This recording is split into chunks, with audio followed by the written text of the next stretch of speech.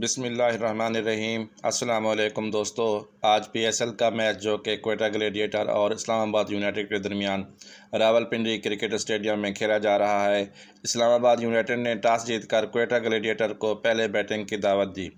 Quetta gladiator نے مقررہ 20 overs میں 6 وکٹوں کے نقصان پر 179 رنز بنائے ہیں۔ 180 رنز کا ٹارگٹ ملا ہے اسلام آباد یونائٹڈ کو۔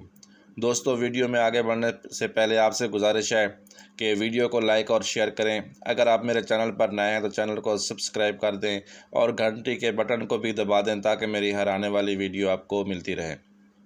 کوئٹہ گلیڈیٹر نے بیٹنگ کا آغاز کیا تو 3 کے سکور پر کوئٹہ گلیڈیٹر کی پہلی وکٹ گر گئی۔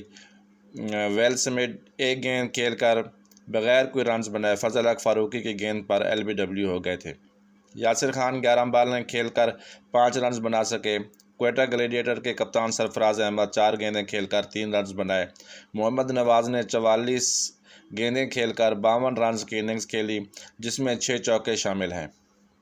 چاچا افتخار نے 8 گیندیں کھیل کر 2 رنز بنائے۔ نجیب اللہ نے 34 گیندیں کھیل کر 3 چھکے اور 5 چوکوں کی مدد سے 59 رنز کی بہترین اننگز کھیلی۔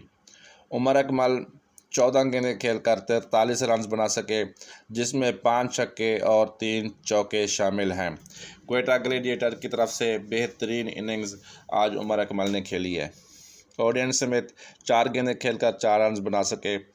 اگر اسلام آباد یونائٹڈ کی بولنگ کی بات کریں تو فضل حق فاروقی نے 4 اوورز میں 25 رنز دے کر 3 وکٹیں حاصل کی۔ رومان رائس نے 1 وکٹ لی اور فہیم اشرف نے 2 کھلاڑیوں کو آؤٹ کیا۔ شکریہ۔